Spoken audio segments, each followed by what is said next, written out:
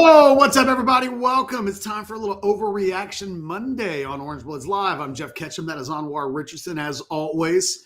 This video brought to you by the amazing people over at Rogue Shop. Check them out. Go shop and go to rogueshop.com. Check out all of the products. Longhorns had a bye this weekend. You better believe there were some gummies, there were some cartridges, there was a little bit for the pets, there's a little bit of everything for everybody. Just go to the website, check out what Shar and Richard have built. It is, it's one of our favorites. They are the best of best ambassadors for Orange Bloods Live. Anwar, I hope you had a good weekend. I hope everybody clicks the thumbs up button, subscribes to the page, all that stuff. Longhorns, I feel like Texas fans watched this weekend, and the big takeaway on Saturday night for most was, well, that sucked. And not a whole lot happened, and the Aggies won, and this was not quite what we were hoping for. I think they wanted chaos. And yet, I got to be completely honest, as I reviewed what happened this weekend, looked at who specifically lost and how they lost, I think it was a pretty good weekend for Texas, because I think they find themselves in a real position where 9-3 could still get them into the playoffs. It is not far-fetched. I don't think this weekend in Athens has nearly as much jeopardy because of what happened this weekend as I think a lot of Texas fans probably think waking up this morning. You know, the thing is for me, Catch, it's almost like as I looked at the weekend, and again, it was a little bit from afar, but then it was a little bit when my kid was doing other things, I got to watch a few more games. You know, what seems dicey more so than anything else is making it to the SEC championship game because of the teams ranked ahead of them. Because you look at it and you go, well, that was probably A&M's best chance to lose a game before Texas, and then that they win. You're like, all right, well, that's probably not going to happen. And then Alabama, you see, you know, and so you look at the teams. We don't expect Ole Miss to probably lose a game. So I looked at it, Catch, and I said, man, I don't know if these teams, I don't know if there's enough wiggle room for Texas to make it in. Like, I feel like there would be a lot of dominoes that would need to fall for Texas to make it to the SEC championship game, even though it's still on the table. For me, I look at it more so of, all right, can you get to the playoffs? That would be the most important thing. And I think my biggest takeaway after the entire week, Catch, and this is my overreaction.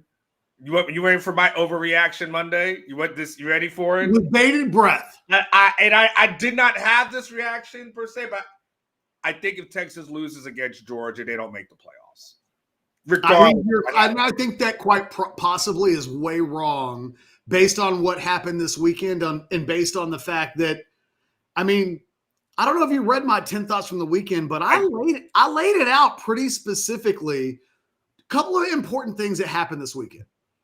The ACC imploded. And one of the real keys, if Texas were to make it at 9-3, and I'll get to that in a second, they need the Big 12 and the ACC to be one bid leagues. Has to happen.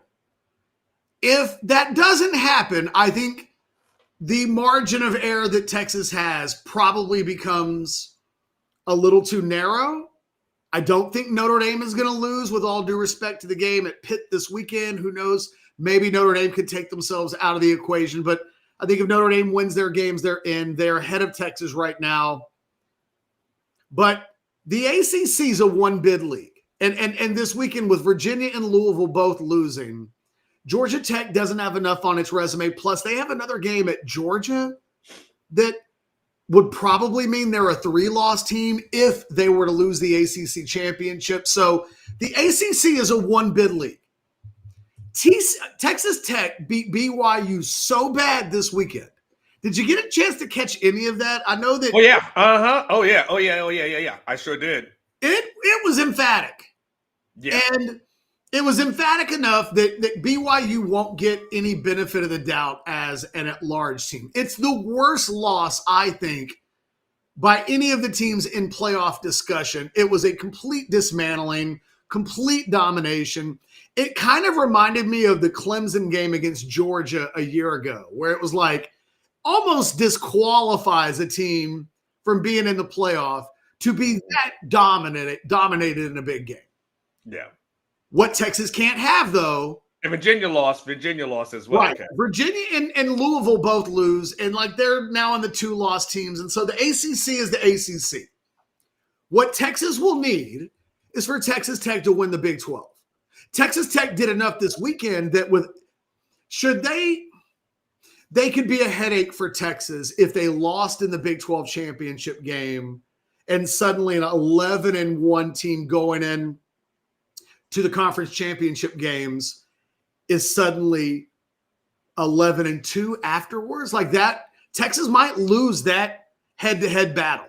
But if Texas Tech handles their business and wins the Big 12, and they do look like the best team in the Big 12 right now, and it's hard to have watched that game on Saturday and think that in the rematch, BYU will just turn it around. Maybe, but I don't know that was I didn't think, oh man, if these two teams play again, watch out Texas Tech.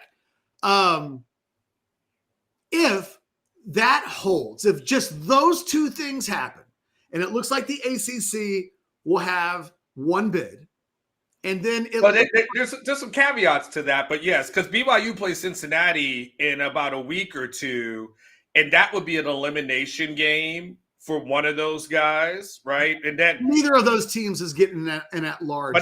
However, here's how it is. But if one of those teams, BYU or Cincinnati, defeats Tech in the Big 12 championship game, now you're talking about two Big 12 teams. Because that's what I've been saying. I literally just said Texas Tech has to win the Big 12 championship game if so much as that one of those two, the ACC I think is eliminated as a problem. And if you're a Texas fan and you were sitting at 9-3, and look, it's the most likely, it's way more likely than 10-2, 9-3 is. And even that means you got to beat probably a top 5 team to get to 9-3. And that's not been Steve Sarkisian's Huckleberry so far as a coach. 2-11, I think, all time at Texas against top 10 teams. First of all, that's an obscene amount of top 10 teams on his schedule in 5 years. What? 13? Good God. That's not ranked teams. That's top 10 teams. But I think, look, if Tech wins the Big 12, and the ACC now is, I think, mitigated itself to one league bid no matter what. If Texas loses to Georgia, okay, but they finished 9-3, stop me if you hear something that sounds like something we should stop at, okay? If Oklahoma loses to Alabama, you flinching? Mm-mm. If Vanderbilt loses in Knoxville, and I don't even think that this may be completely necessary, but are you flinching at Vanderbilt on the road in Knoxville losing to Tennessee? No. Okay. If USC loses at Oregon. Keep going. And if Michigan, this may be the one, but I don't even know that this matters. I'm setting the table. If Michigan loses to Ohio State. I stop. I'm off. So look, at which point, we'll circle back to that in a second. If those things happen, that would leave spots for two of the following teams, okay? Notre Dame 10-2, they're in. But then you've got Texas 9-3, Oklahoma 9-3, Vanderbilt 9-3, BYU potentially 10-2, Miami potentially 10-2, USC 9-3, and then the ointment, I suppose, could potentially be Michigan's 10-2 if they were to beat Ohio State and win out. Then a team that lost to Oklahoma would have a better record than both Oklahoma and Texas. And maybe the thing is, Michigan up until now has not been, the committee's not telling us that Michigan matters. So it's hard to imagine that Michigan, even with the win over Ohio State, would surge past all of these teams. But no matter what, in a world where Texas is 9-3, if the things that I just outlined occur, it's one spot for 9-3 Texas, 9-3 Oklahoma, 9-3 Vanderbilt, 10-2 BYU, 9-3 Miami, or excuse me, maybe 10-2 Miami, 9-3 USC. And then there's Michigan, which I think would be a problem at 10-2. The Big Ten has so much juice that I have a hard time thinking that a 10-2 Big Ten team gets left behind a 3-loss SEC team. But that's not wild. That's not me like I didn't have to turn a whole bunch of crazy things to put Texas in a pretty good position. But you're missing something, though. If you tell me that Ohio State beats Michigan and those other things happen, I think a 9-3 Texas team gets in the playoff. So here's where I think this is where the challenge becomes, because there's the metrics that you're factoring in, but then there's the other part, and the committee continues to go. They continue to be hypocritical about it, but we know it matters. The eye test. And the thing for them that matters is the eye test.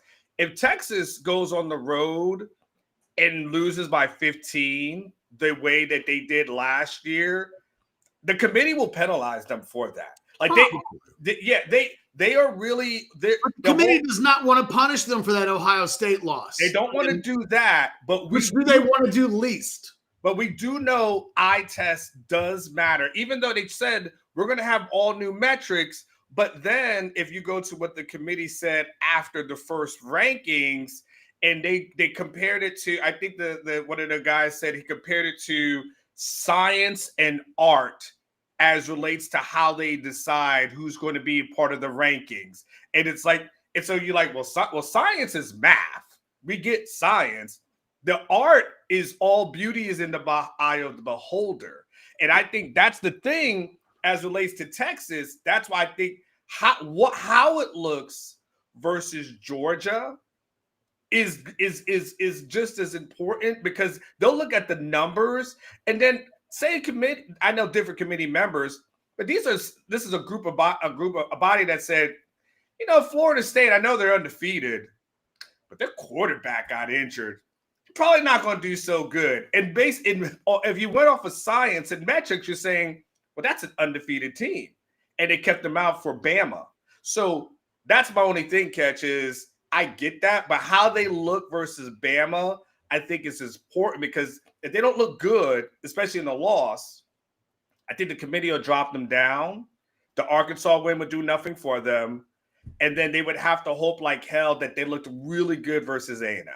Oh, I think beating A&M would be enough, because at that point, that would be wins over 3 top 15 teams, potentially. I mean, the one thing that continued to happen this weekend, and as a byproduct of, it's going to be interesting to see where they slot BYU, because that was a bad loss. But enough teams lost in the middle tier section this weekend. BYU only fell 4 spots in the AP. But the problem is they've got Utah ranked fairly high, and you can't rank BYU below Utah. So there's some weird Big 12 shenanigans going on. But here's the thing the committee won't do. At least this is my subjective opinion. Lord knows I'm wrong more than I'm right most of the time, because I say a lot of shit. Can't always be right. I don't think the committee is going to emerge on announcement Sunday and say, I know we said that playing a game like at Ohio State in non-conference won't punish you, especially if it's a quality enough, it's a 1-score game. But the eyeball test tells us at the end of the season, we're going to hold you guys out. If you're telling ADs across the country, hey, we're not going to punish you unless at the end we just on a whim don't think you're good enough. They're not. Because what you're telling ADs and presidents across the country is, we won't punish you unless we do. Unless Forget about what the computers say. Forget about what the data says. If we just aren't impressive enough to us in November, that we're going to ignore the thing that we said we wouldn't do in late August or September. I just don't think they want to do that. Now, could they? Hey, as you've outlined, they sometimes they have in the past literally changed what they've said they've emphasized from week to week. So they could literally show up in 2 weeks and they could tell us, well, there's a new most important thing that we've decided is the most important thing, totally within the realm of possibilities. I just look at Texas right now. But I don't think that's what they're getting punished for, though. I don't think they're getting punished for Ohio State. I think they're getting punished for Florida. Yeah, If but Florida, at the end of the day, they will have head-to-head advantages over Oklahoma and Vanderbilt in this discussion. So yeah, in a world where they're not if in they lose to three, Georgia by 15, I think all bets are off. look, they can't get dog walked this weekend. That's all I'm saying. Like the 9-3, They can't lose 44-0. Well, but if they lose 30-20, but they beat A&M, they're still going to have 3 top 15 wins on their resume, assuming Oklahoma finishes 9-3 and Vanderbilt finishes 9-3. No one else in the conversation for that last playoff spot has that on their resume. And I think Texas at 9-3 would still be looked at unofficially as 10-2. They are who Texas is Oregon in a weird way. They're really, I think, in the committee's mind, a one-loss team, but their loss is a bad loss. And I, maybe that's not the right. I don't know that the committee is showing Oregon a lot of respect at all. I mean, it had Oregon behind Tech and BYU last week in the polls. But what they're saying is that, I don't know, just I'm telling you, it's more about the pool of teams that Texas would be clustered with. I'm willing to concede Notre Dame gets in over them, and there's no reason to even have a conversation about it. But if Texas is in a pool of teams that includes Oklahoma and Vanderbilt, those 2 teams are eliminated. Yeah. Then it's a 10-2 BYU that in theory, both of their losses would be to Texas Tech. It's a 10-2 Miami that, quite frankly, no one really gives a lot of respect to right now. It's a USC team that would be 9-3 that would have lost in the last couple of weeks to Oregon, in addition to Notre Dame, doesn't really have a marquee win, not like the Longhorns would. And then there's Michigan. Michigan beating Ohio State does feel like, look, there are 3 caveats for Texas. They need Tech to just win out. Helps them immensely. Makes the Big 12 a one-bid league. The ACC does what it's going to do. And you almost don't even need them to do anything. They did it this weekend. But you do need Ohio State to beat Michigan. I don't think you want to get to December and Michigan is 10-2. They don't really have that Florida loss, right? And they will have beaten Ohio State, a team that Texas didn't beat. So, Michigan, which is way down the bottom of the totem pole right now in this cluster of teams, because what did you do when I said Ohio State has to beat Michigan? I was off. I'm out. The defending national champions. Look, I know I think it's Michigan more than anything else. That's the Texas fly in the ointment. It's not the Florida loss. They can't have the Florida loss and the Ohio State loss, and then Michigan beat Ohio State and have one less loss. Because that would essentially mean they both played Ohio State. What was their record in all of the other games? I think that's the one team. And look, we won't know it when the playoffs come out tomorrow. Michigan won't be. They'll probably around 20th, somewhere like that. 18 to 20th. They will not look like a threat. But then Oklahoma loses to Alabama, and suddenly Michigan goes above them. You got that Vanderbilt game. You've got USC this weekend. You can just start to see a few of these teams dropping. And Michigan, who I don't even know if they're any good, right? So, but they do have Ohio State's number, and there is a pathway to 10-2 if you're Michigan. And I think that's it. I think otherwise, now look, Texas wins out, they're in. There's no reason to even have that conversation. However, Texas at 9-3, assuming a few things go their way, and you can't. I think here's the most obvious thing, Anwar. Texas would go 9-3. They would beat A&M. Everything would go according to plan. Ohio State would beat Michigan. And then in the Big 12 championship game, Texas Tech would vomit spaghetti all over their shirt. BYU or whoever the hell's playing them in the championship game would find a way to beat Texas Tech. And 2 Big 12 teams would get in. And that's all. That's murder she wrote on the Texas chances at 9-3. There are some things that can't, like, we can quibble over, well, what if Vanderbilt beats Tennessee and they're 10-2 and Texas is 9-3? There's a conversation to be had about that, right? Like, we can quibble that. You can't quibble anything if the Big 12 gets 2 bids and Notre Dame wins out, because they would then get one of those spots. If you're Texas at that point, you need Tech for once in their life to not be Texas Tech and close the deal, right? How many Big 12 championships does Texas Tech have in football, in their entire establishment? None. What they're being asked to do, they've never done before, and it is not within the realm of possibilities or outside the realm of possibilities that they wouldn't just stub their toe at the end. I just think they played their way in this weekend. I think that win on the platform that it was on will make Texas Tech a sexy team, unless they drop a game in the regular season on the way out, at which point they would need to win. They can't lose to Central Florida, and they can't lose to West Virginia. But that's it. That's all they've got left. Otherwise, I think they just moonwalk their way into the playoffs, a little bit like A&M, who I think cemented themselves into the playoffs this weekend if they can find a way to not lose to South Carolina at home.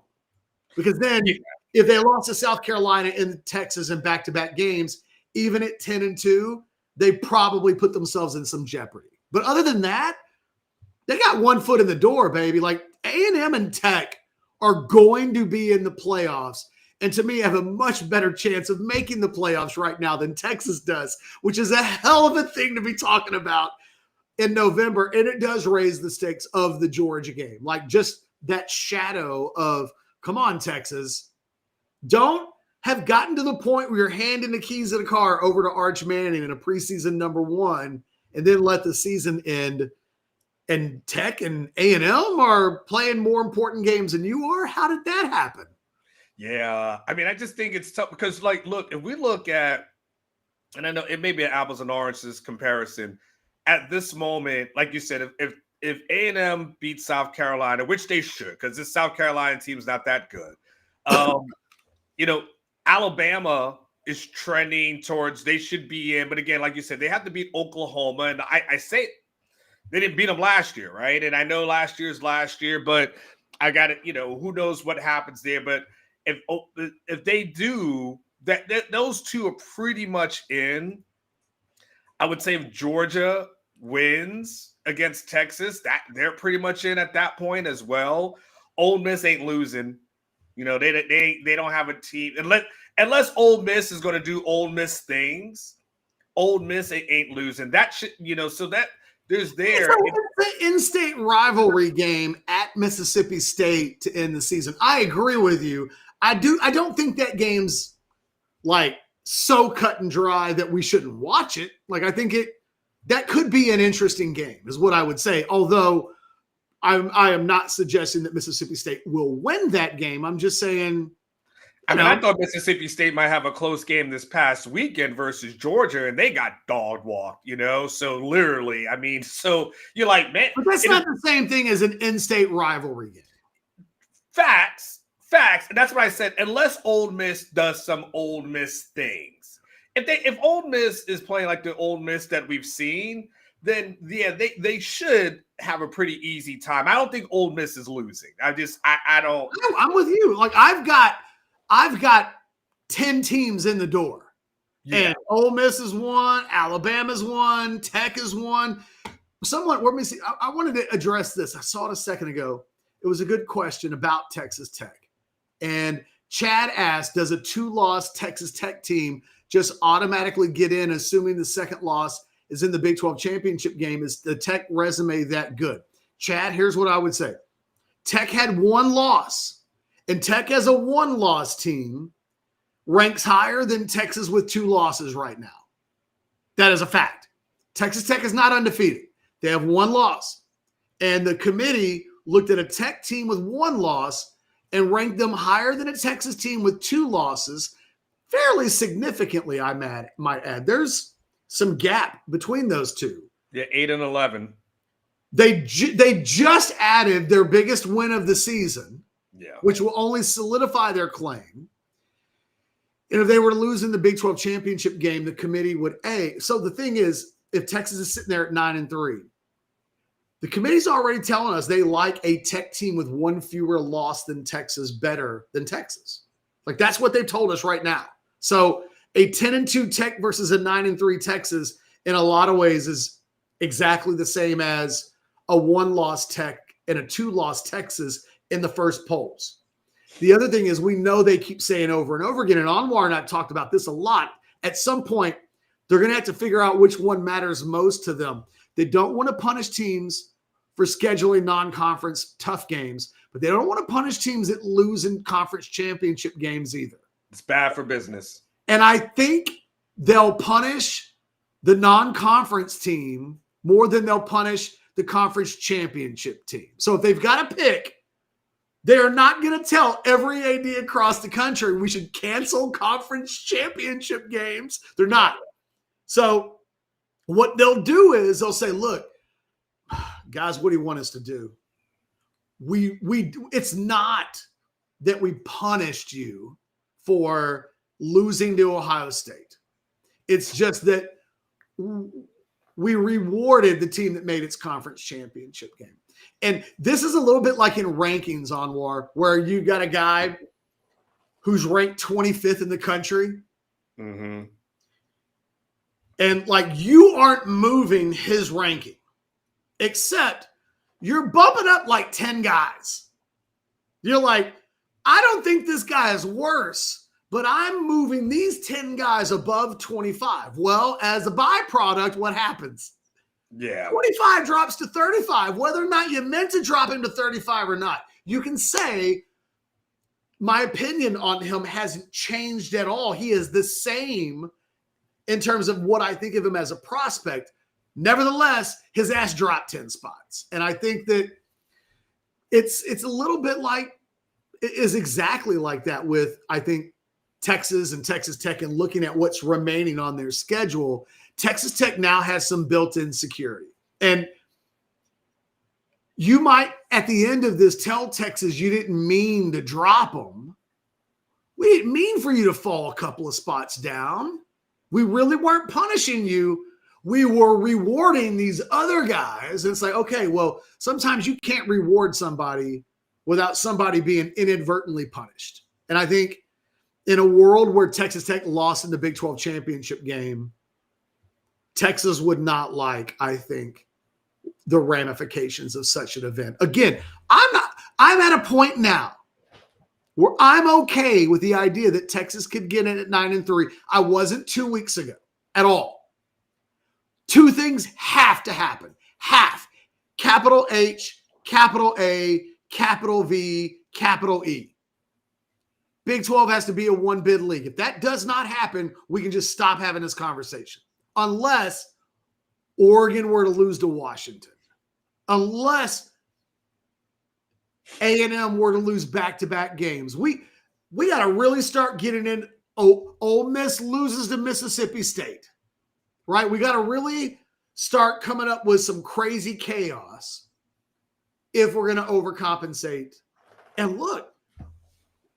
But go ahead. The one elephant in the room. Do you think Oregon is how vulnerable do you think Oregon is? I mean, they're vulnerable. I mean, I don't look at them They at end the season at Washington. yes. I mean, they have one loss, which is Indiana. They might not have DeCorian Moore, and they almost lost to Iowa. And look, I love their quarterback. I love Dante Moore. But they were missing DeCorian Moore. They looked vulnerable this weekend. Yeah, I mean, it barely beat Iowa. All I'm saying is, of all of the like, I'm putting Oregon in today just for the sake of conversation. But if they were to lose that game at Washington at the end of the season, there is a world suddenly where there are 3 automatic bids that are open. And the committee has told us they don't really think much of Oregon so far. Like the committee is telling us, Oregon eyeball test, you're behind Texas Tech. Wasn't that weird? Yeah, but Oregon hasn't really beaten a team that we would consider good. Like they beat Penn State when Penn State was ranked, but we know now that in overtime, no less. Yeah, we know now that wasn't really a quality win. Then they beat Iowa, and then everything else is just a shoulder shrug. And when they faced one team with a pulse, which was Indiana, they lost by double digits. So all I'm saying is, if Oregon is potentially more vulnerable than, oh, they're good, they'll win their final 3 games at home against Minnesota, at home against USC, at Washington to end the season. If they win out, they're cool. They're like a little Fonzie. They're cool. But all I'm saying is if they were to lose at Washington, which is probably a 65-35 game for Oregon, does that sound about right? Yes. Maybe even 70-30 just to properly – they would be a favorite in that game, but not like, oh, you don't even have to watch it. It would be interesting. I would tune in to see how it started. Then you might end up in a situation where there are 3 bids and a cluster of teams where Notre Dame gets one of those bids, right? But then there would be 2 spots, 9-3 Texas, 10-2 Oregon, 9-3 Oklahoma, 9-3 Vanderbilt. I wonder if that point at 9, because of the Texas resume, if they would move ahead of Oregon, right? And then the final conversation would be 10-2 Oregon versus 9-3 Oklahoma and 9-3 Vanderbilt. Well, I think it doesn't. Oklahoma has a couple of better wins, don't they? Than Vanderbilt. They would have better wins and a better schedule than Oregon, but Oregon would be 10-2, and that would potentially be, well, let's see, Georgia, Alabama, Ole Miss, A&M, Texas. That's 5 SEC teams that would be in. There's no way at that point I think they would give a 6th. So Oregon's probably pretty good, right? 10-2 Oregon. They wouldn't really say, Big Ten, we know that you've got Indiana and Ohio State, which we rank really, really high, but we're going to give the SEC twice as many bids. Yeah, I mean, there is, and I wonder how much pressure the committee faces from just, the 80s commissioners. Like, come on, man. Are y'all really going to give the SEC that many teams? Like, you're going to give them that many? Like, these jokers are already talking about, man, we should just leave and form our own thing like that. And if BYU had been, if they'd given Tech a 4-quarter game, then I think there's no loser in that game. Yeah. That you'd go into the Big 12 championship game, and if BYU were to win, it wouldn't shock anybody. And that's why both of them would get in. Now it really feels like, okay, the Big 12 deserves to get one bid. Can BYU or somebody else crash that party? I mean, how much do you believe it? I would ask Texas fans, how much do you believe in Texas Tech? Did you see enough this weekend that you'd bet your mortgage, you'd bet your house that they'd do it again in a rematch at a neutral field? I don't know. I think that they would likely do it, But I feel like it just be a hell of a thing, Anwar, if Texas fans on Championship Saturday, the only thing that really matters to them is that Texas Tech doesn't screw up and lose a game. And Texas, and you've been here long enough now to know how Texas fans feel about Texas Tech, to be going into that weekend knowing, look, we're pretty good if the guys in Lubbock just do the thing. Can you imagine a world in which the guys in Lubbock didn't do the thing, still made the playoffs in Texas? Michelle asked in the chat earlier, are we convinced that Texas Tech wouldn't throw that game on purpose just to spite Texas? And it's like, well, no, I don't think they would. But if that's your worst case scenario, that's a good weekend. Yeah, now we know the pride that they have, that they would want to hang that banner. The question really here becomes the question. We alluded to this before, and this is where I get stuck on this one. Committee has said, Catch, that quality wins are good, but losing against bad opponents, that counts as well too. So you get docked for that. So let's say if you consider Oklahoma a quality win, you get docked for the Florida loss, right? So your Oklahoma wins out. Like, that's done. Yep. So Ohio State, that's a loss, whatever. Now you go back to, okay, what's another quality win? Because those two are going to negate each other. Then it's, okay, well, you got Vanderbilt as a quality win. Perfect. Now, if you lose to Georgia, how do they view the Vandy win? Does that negate it or not? Or those two overtime wins versus Kentucky and Mississippi State, do they say, yeah, you won, but the style points didn't look that good there, so on and so forth, right? So again, who has good style points though in this conversation of teams that we're talking about? Notre Dame who has as bad a loss as Texas does in the teams that we're talking about as well? Because that's the teams that we're talking about. The loss against a bad team. The committee already is said, like, all things are being equal. When we look at Texas versus some of these other programs, even a Notre Dame, it's clear they dinged them for that Florida loss. Is it clear? Who are they behind that? I just said Notre Dame. That's the only one. Well, there's only how many teams are ranked ahead of them? Well, let's be clear. Of the teams from 9 through 20 last week, all these about the teams that are ranked ahead. Right. I'm talking about going into the weekend. These were all teams with 2 losses. And the order is Notre Dame, Texas, Oklahoma, Vanderbilt, Utah, Miami, USC, Michigan, Louisville, Virginia. Like, they're positioned. They have not been punished for that Florida game other than that Notre Dame is. But nobody else. There's a pile of 10 teams. And Texas has the worst loss, and they're second on that list.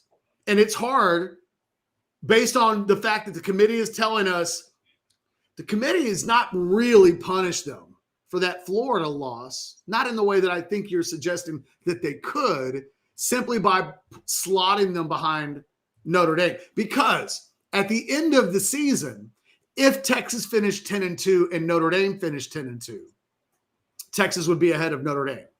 They're not today, but that mostly, I think, does have to do with the bad loss. I think that's how those two teams are separated now. But that's nothing that a couple of big wins, they're not forever positioned behind Notre Dame. But they are, I think, in a tie currently, because knowing that they can't be 9-3 without adding another top 5 team on their resume. They cannot get to 9-3 unless they add a significant result to their resume, most of which the teams behind them don't have available, although Oklahoma does. Tom is asking the question that the entire world wants to know for $10. Did I eat enchiladas at El Gallo on Friday? If not, call in all Houston OB so that we can do our part. Look, I had enchiladas this weekend. It got taken care of. I will have enchiladas this week. Where? Like, maybe El Gallo, but like I need to get with Michelle. We got to figure out where we want to go. She's been coming to the Woodlands because in order to do it like in the morning, like the only way I can make the show at noon is to do, so it's not as easy as like where are you guys going for enchiladas, but it's going to happen. And we're not going to punk out. Like we realize the Georgia game requires extra effort. We will put in the extra. Do you get extra for the Georgia game, or do you not mess with it? I just think it's not extra. I just think you got to make sure you put in some time to go to a quality establishment. Like I can't do a redo or go someplace. We had to do for Georgia. It needs to be one of the better enchilada places in our area. So you've been going to different enchilada places on Fridays. Yes, and we will go to a different enchilada place. Okay. We're just going to go to a really good one so that people will not be able to say you guys lost because you went to Taco Cabana. $5. Dice Hawk says, is it better for Texas to beat Georgia and lose to A&M or lose at Georgia and beat A&M? Dice Hawk, I don't know that it matters. Really. Georgia loses, they're still in if they win their final 2 games. A&M loses, they still win their game. I mean, I guess you could if we quibbled about it long enough, Anwar, we could probably find a way that one's more advantageous than the other. For instance, if you beat A&M, you win your final game. And I don't think that's completely insignificant. One's a home game versus a road game. How much would you punish Texas for losing at home? I don't know. Does it make a difference to you ultimately? I don't. The thing for me, I don't like a Georgia loss this weekend. Out of principle. I don't like when I feel like the committee is really, really, really paying attention and zoned in, and they'll tell us, "Come on, Catch." They'll tell us, "Oh, we paid attention to all these things," but like right now, they're at the point where they get the films to watch of every team without the commercials and just the plays. So they're able to watch a game like an hour, how it's supposed to be. If we just took out all the commercials, like what does a typical game last? It's like only like 30, 40 minutes realistically. So they're able to watch games. I don't like the prospect of Texas losing against Georgia and then having to then climb themselves back into it for win against A&M. I hear what you're saying. The math is mathing. I can't say I trust the committee 100% when I know they keep adding to the subjective thing that literally now makes it hard to figure out what the hell you're going to do or what the hell you're talking about, because you're adding in something that none of us can figure out. Like you're adding in certain things that, in my mind, there's still no way that Notre Dame should be ranked ahead of Texas. Like, I don't think that's logical, right? But in their mind, they've come up with a way how that makes sense, right? And so that's my only. For me, I think you lose to Georgia. You could tell yourself, well, yeah, it's you beat Texas A&M, you're in. But if they go style points, Catch, what if they say like, oh, it was a ugly game in some sort of way? I don't know. I don't want to get into you got to be A&M in order to get in. I don't like that. I think one of the real interesting things is that if they were to lose this weekend and Oklahoma were to lose this weekend, then the playoff rankings would come out next week. And I don't know that the order of now, look, the way you lose, I guess, matters. And I think one of the things we have to say about Notre Dame, they've lost 2 games by a total of 4 points. One was a 1-point loss to number 3 Texas A&M in a game that it was there for the taking. They didn't take it. But I don't think the committee's punishing them for that. And the other was a 3-point loss on the road season opener at Miami. So they don't have a bad loss. Both of their losses. And since those losses, here are the Here are their results since then. One by 26, one by 43, one by 21, one by 29, one by 10 against number 20 USC, one by 15, one by 39. There's no Kentucky in there. There's no needed overtime to beat Mississippi State. Correct. There's just, they handled their business. Handled their business. Doesn't matter that the schedule wasn't locked and loaded. Handled their business like a big boy team. Let me say that again. 1 by 26, 1 by 43, 1 by 21, 1 by 29, 1 by 10, 1 by 15, 1 by 39. Like, nitpicking Notre Dame is like, well, you only beat Boston College by 2 touchdowns. Whereas in a head-to-head with Texas right now, they lost to Florida, and they've just been more uneven from week to week. I mean, we really don't know. I think it was you. I think I responded in the Sunday pulpit this weekend. You made the point where, like, I think it was this morning where I was like, Texas on the road just hasn't been that good. No. And I was like, and that is the elephant in the room about Texas going on the road to Georgia this weekend. Texas fans will in their minds envision that the best version of Texas can take down this Georgia team, and they're right. The problem is we haven't remotely seen Texas play a B- game on the road yet this season, let alone an A-, an A, or an A+. Wait. What would be a B minus? What would be a C game for them?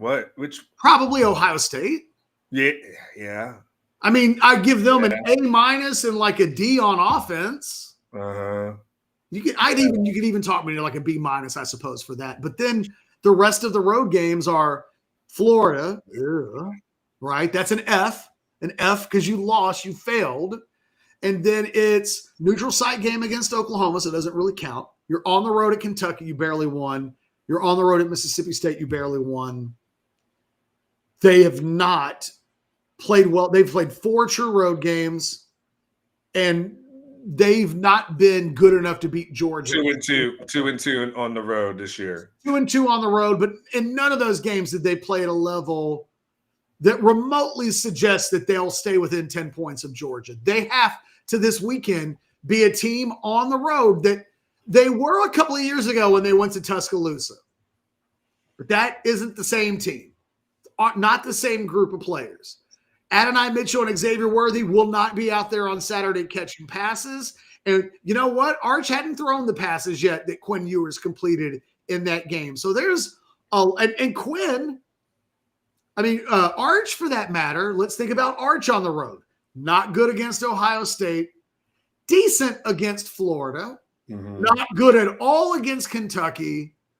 Pretty good against Mississippi State in the final 20 minutes of that game. Again, is there a performance in any of those 4 that screams, oh, when they go to Athens, they're going to light their ass up?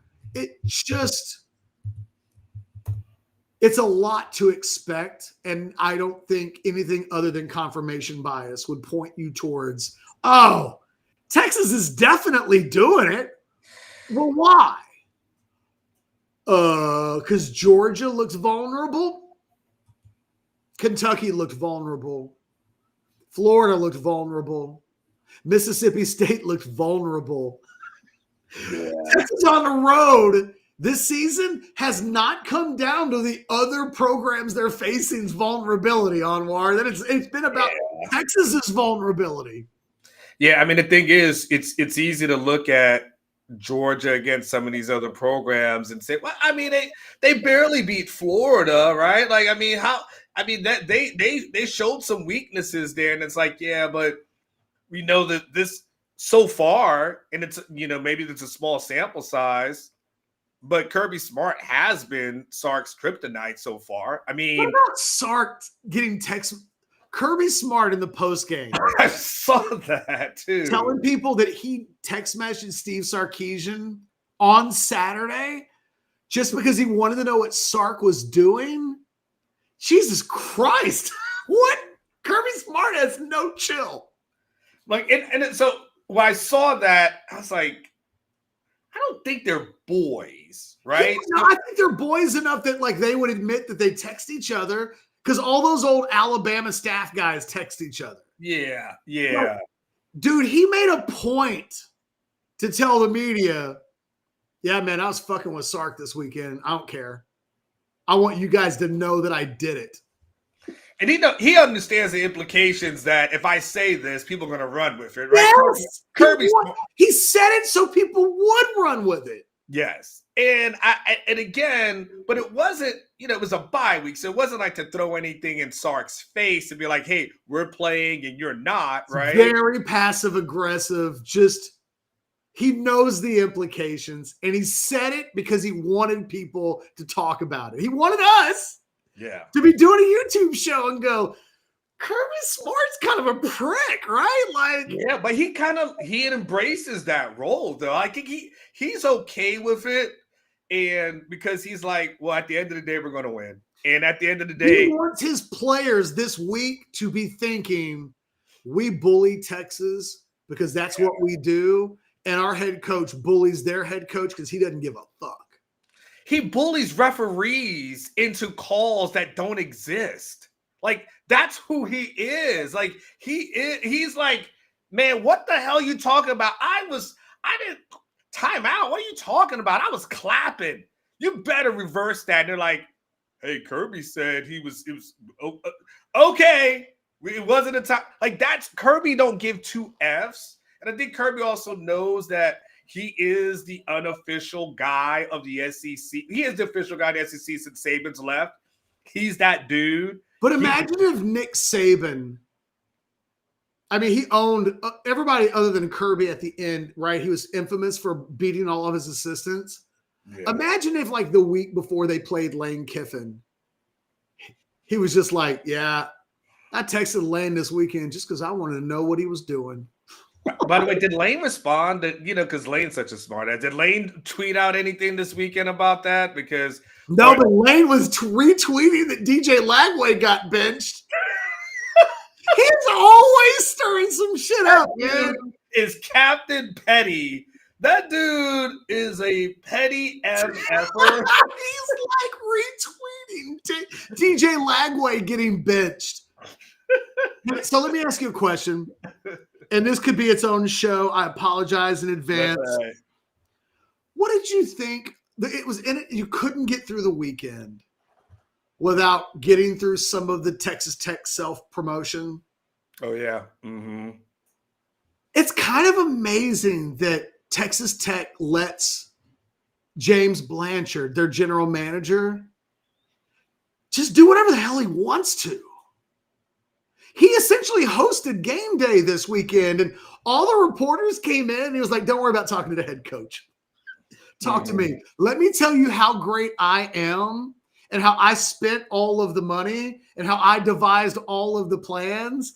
And then when I asked the coach for a comment, the coach was like, you know what? I just tell him, go find us the best defensive ends and offensive linemen you can find. I was like, Jesus, man. Blanchard runs the Texas Tech football program. It was kind of wild to just, that guy was a former orangebloods.com poster, Anwar. That's how you got to start? No. That guy was a nobody trying to hustle his way into the business, infamous for having hot takes on recruiting, and he would always go, mods, and then he'd have just, that's all he would write in a subject title, and then it would be like, so-and-so at Bay City has to be seen. And you're like, okay, whatever. To that guy's credit, he's hustled himself into he might be the most well-known general manager in college football right now outside of Michael Lombardi at North Carolina. And he's kind of known for all the wrong reasons, whereas Blanchard right now is screaming, you guys can come hire me for a lot of money if you want to. And Texas Tech kind of seems okay with him doing it. Yeah. But they got a lot of money, though. They got, I mean, first of all, from a Tech perspective, it does help when somebody who's a billionaire is like, yo, I think I want to win. What do you guys need? All right, go get it. And because I think winning would be kind of cool. So that part helps. I did see that.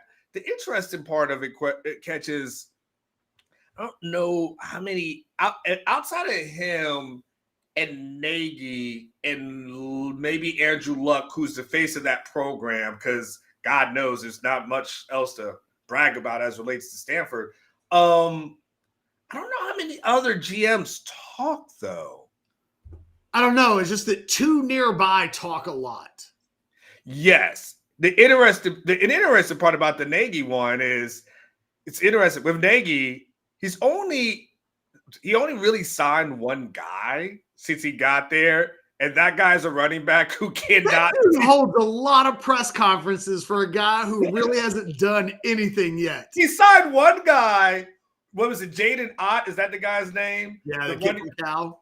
That running back, and that was the only guy he signed. That guy doesn't even see the field, right? So he doesn't play, and that's literally the only thing that he's done. Now we'll see what he does down the line. But listen, I wish Sark would let all his guys speak more. Quite honest with you, I wish he'd let coordinators address the media.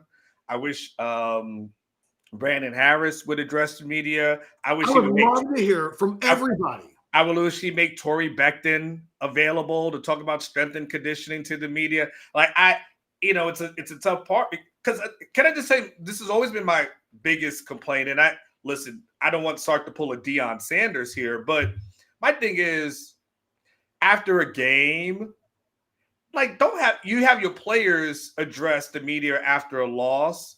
But meanwhile, your coordinators who are getting paid like $1 million are sitting on the bus chilling. And it's like, well, wait a second. So how is it that the guys who you pay $1 million plus $2 million, they don't know the company line? They can't speak the company line. Only you can speak the company line. But then you trust 19-year-olds and 20-year-olds to say, like, to me, if anything, if you're going to make a choice, remove the players and give us the adults in the room. Yeah. I'd much rather have that. Just be quite honest with you.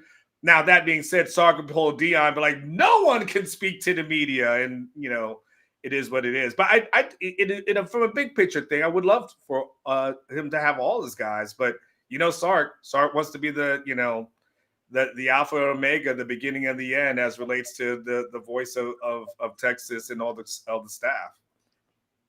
It is a fascinating thing. I don't know that there's a right or a wrong, right? Like one of the things I made a point in my column when talking about kind of the situation is that like, look, Sark's ways worked. It's working. He's 2 straight Final Fours. They're in the playoff mix as we've outlined this entire conversation today. However, it's wild that a guy like Nagy's out here on the streets, like hustling up anybody he'll talk to anybody that will have a conversation with him. I know James Blanchard loves to self-promote, and that man is out there talking to anybody who will listen. There have been times in the offseason when Nagy and Brandon Harris were kind of talking points about things, and Sark would get asked an administrative question. And as I've heard the question, hell, you probably even asked a couple of those questions. And as I heard the question, I thought, okay, now we're going to hear him pump up Brandon Harris and like let everybody in the build, like everybody who's listening know this motherfucker gets stuff done. He's one of the best in the business. He's our general manager for a reason. Let me tell you why. And then Sark won't even mention his name. He doesn't mention any of his support staff's name. And again, I don't know if it's wrong. I just know it's fascinating to watch the different approaches, the different methods that Texas Tech and Oklahoma, and they have their methods, and that Texas has theirs. Because I know this, I'm very hesitant to blame Brandon Harris for much that's happened in Texas that's gone wrong this season, but he is the general manager, and it feels like the general manager should be somebody that if things go poorly, right? Like we nag the players, we nag the coaches, we talk about red zone.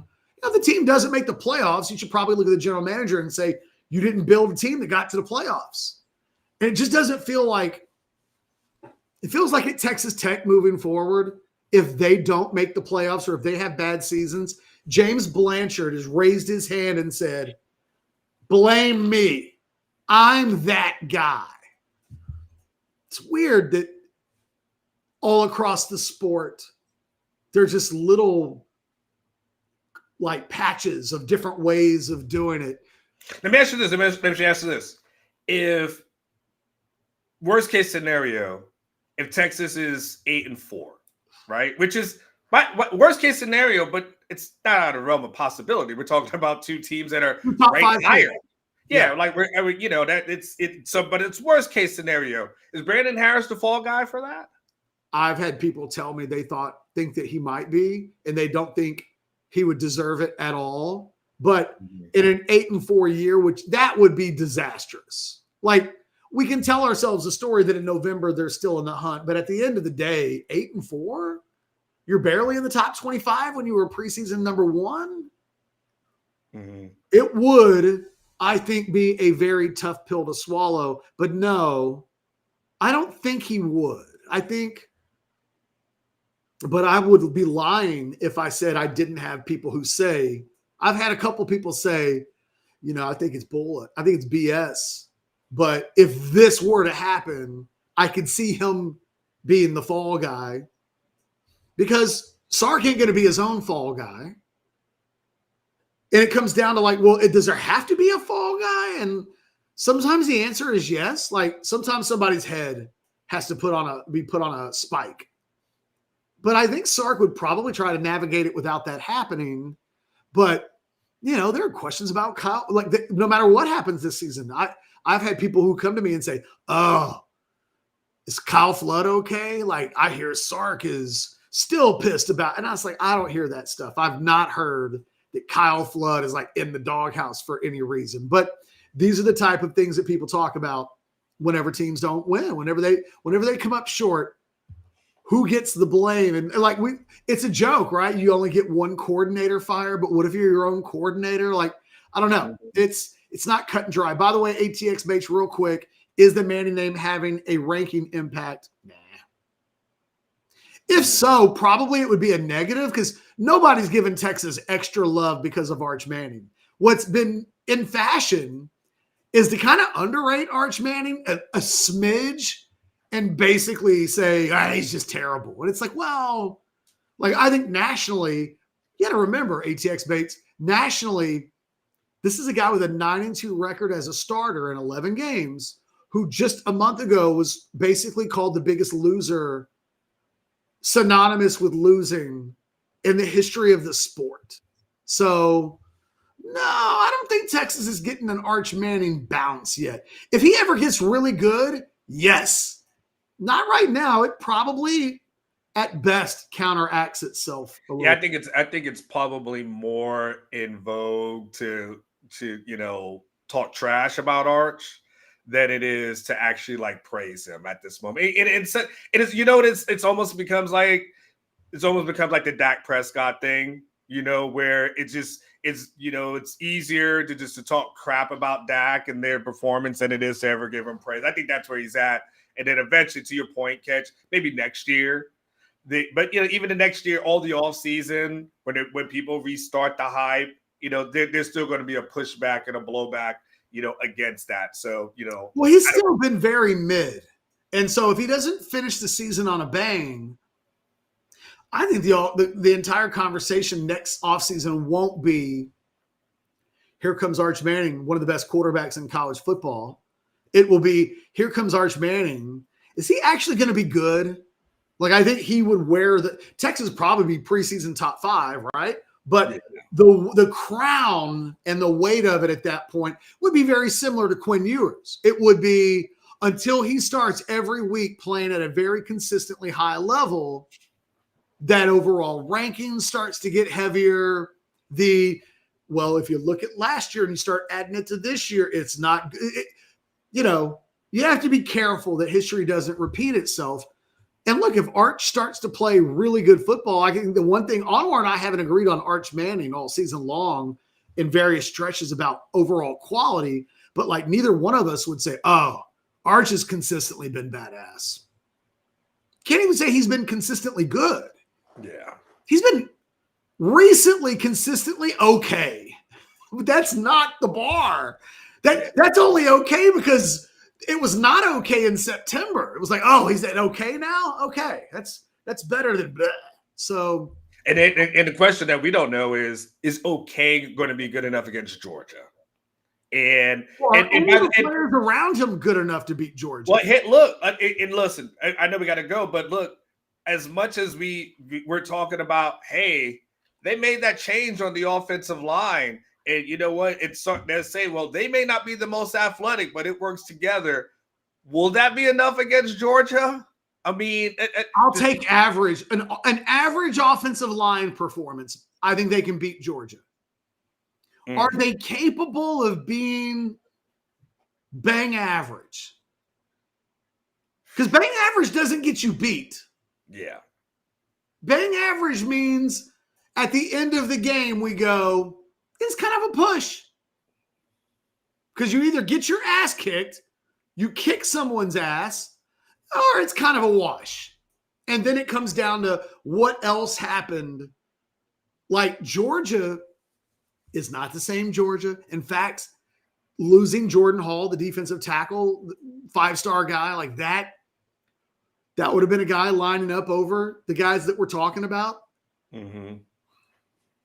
Texas should, on paper, be able to be average.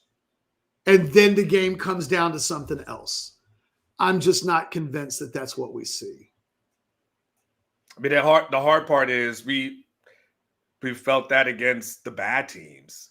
So, you know, how do you feel that strongly against a good team? Like the Oklahoma thing happened, and that's a rivalry game that happened. So we see that. We talked about that before. Charlie Strong won that game. I'm not equating Sark with Charlie Strong, but I'm just saying we've seen things rise up, but we've seen them against the teams that are, you know, we haven't seen them do it on the road, and that's what they're going to be asked to do this weekend. Correct. To do something they haven't done, which is actually perform well on the road. Now he'll say, hey, here, Sark will say, what do you mean? We beat Kentucky in overtime, and we beat Mississippi State. And winning in the SEC is hard, and every game is hard, and all those kind of things. But you know what's hard? Going into Athens and winning. Now that's actually really hard. What's his record? He only has like one loss in how many freaking games? I mean, you're not picking Texas. We both feel it feels very transparent that when our predictions come in at the end of the week, we won't be picking Texas to beat Georgia. No. I could write it now. Would love to be wrong. Would love. Dude, I want to do a show on Saturday night knowing, hey, I'm going to get a few hours of sleep and catch a plane out the next. Well, I hope I catch a plane out the next day. Don't be taking things for granted. That's how Texas got themselves in trouble. Hey, listen. I feel so fortunate to have gotten back last night because I know other people who are stranded. So I want to do a game on Saturday night knowing like, hey, you know, Texas pulled it off. But yeah, I don't think there's outside of Cody. Cody's going to be the only person that picks Texas to beat Georgia. Well, yeah, because he said he thinks they go 3-0 in the final 3 games. Correct. So, hey, if Cody's right, man, I'll have to give. Cody and I are tied in the 1-loss record in predictions so far. This may be the game that defines. Yeah, winning the 1 loss and pick 'em this year because I am not picking Texas in this game. He is, and I can't imagine that our predictions will be different beyond that. So. Yeah. I'm rooting for Texas. I have no problem finishing second or third or fourth or fifth. And I don't mind picking behind the quarter. If it means that Texas won a whole. Remember, I was wrong about them making the playoffs 2 years ago. Loved it. Oh, you think I cared that people are like, Ketch, you thought this team was going to finish 1 game shy of the playoffs. Ha! Man, I had my pom-poms out. We love it when Orange Bloods is happy. Hell yeah. I didn't give a damn. Remember after the Vanderbilt game, some people were like, Anwar, you didn't pick us to win. I'm like, I sure did it, and I'm glad I was wrong. What? You're not going to come in here and shame me and make me feel embarrassed? Like, damn it, man. I picked Texas to lose, and I'm upset about it. I'm like, hey, y'all can talk all your shit that you want to. I mean, if we mean you guys are happy, you slam dunk on me all day. Trust me, I'm wrong all the time. What I'm not wrong about is we'd Bro. love for you to hit the thumbs up button, subscribe to the page, do all those things. Go to Rogue Shop. We mentioned it at the top. Go to the website, rogueshop.com. In fact, I got this bad boy in my I just got to not spell it incorrectly. But if you go to rogueshop.com right now, what I love are always, the Halloween's over with. So we got to get some Christmas stuff going on here. We need the calendars. The very first thing that popped up, though, anxiety, pain, sleeplessness. Check, please. Anyway, guys, we got to go. There's a press conference like right around the corner. So for myself and Anwar Richardson and the amazing people at Rogue Shop and the people at Specs, who are the sponsor of the live chat, guys, we'll see you soon on any number of shows we'll be doing all week long right here on